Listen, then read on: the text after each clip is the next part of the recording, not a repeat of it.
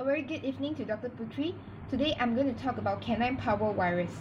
So canine parvovirus is a small, non-enveloped, single-stranded DNA virus. The replication of this virus always happens in rapidly dividing cells such as the intestinal crypt epithelial cells, the bone marrow precursor cells, and the myocardiocytes. There are a lot of predisposing factors for this virus, in which it includes a lack of protective immunity.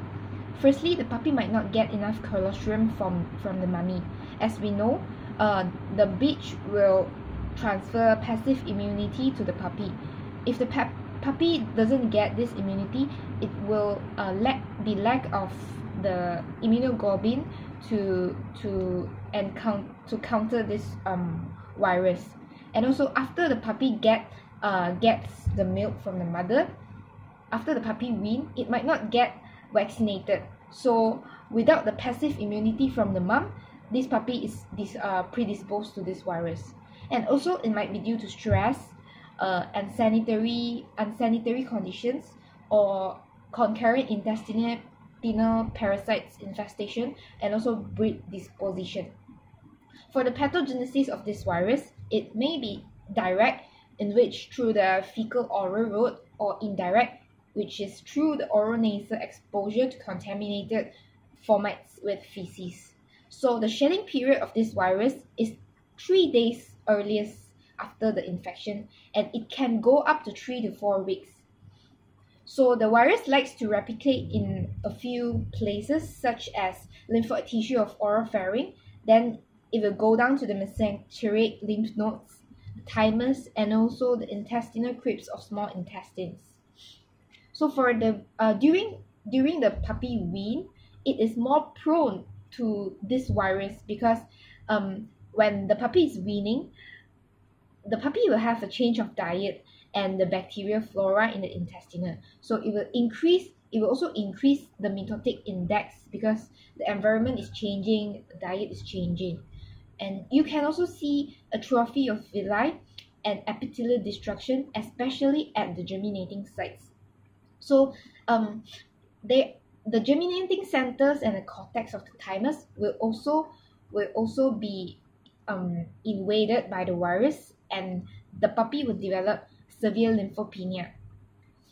The clinical signs of canine parvovirus include the puppy. You can see puppies up to 6 months of age. They are mostly infected, and the onset and progression is rapid. And you can see dyspnea, crying, retching of the puppy.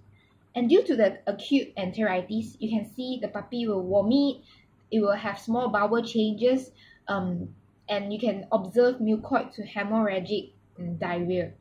So the puppy will experience dehydration and protein loss due to the destruction of epithelial cells, intestinal epithelial cells, and also because our intestine have a lot of sensory nerve endings, so the puppy will have marked abdominal pain too. And bacterial translocation might happen that will cause secondary bacterial septicemia that cause death in the puppy. So for the clinical pathological findings, you can see a decrease of leukocyte count. In later phases, you can see anemia because, as just now what I said, this virus likes to replicate in cells that are highly dividing. So our bone marrow is also a place that the virus like to our bone marrow is also a place that cells are actively being produced, the precursor cells.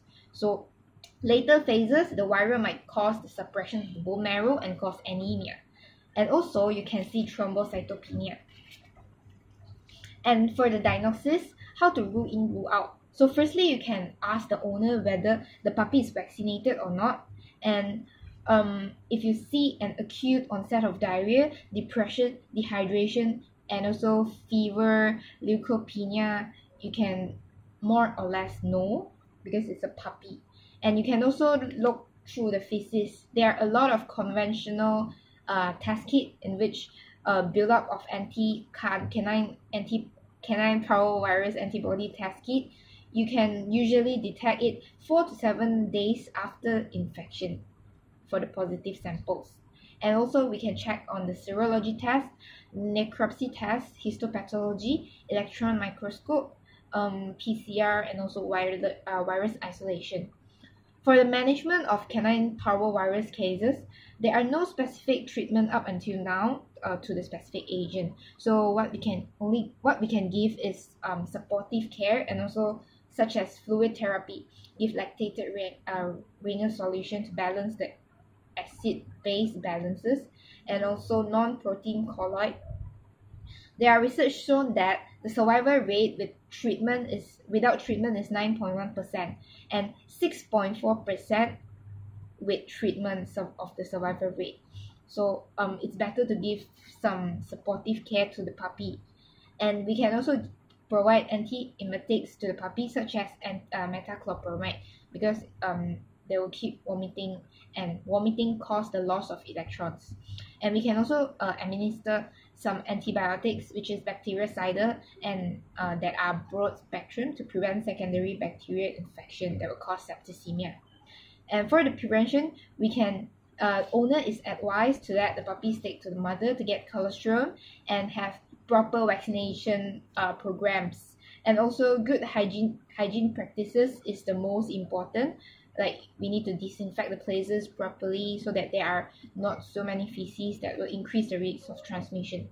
So in a conclusion, it's very important because this to it's better to prevent than to treat this case, because canine parvovirus up until now there are no treatment for this virus. So yes, so now I hereby end my little presentation. Thank you.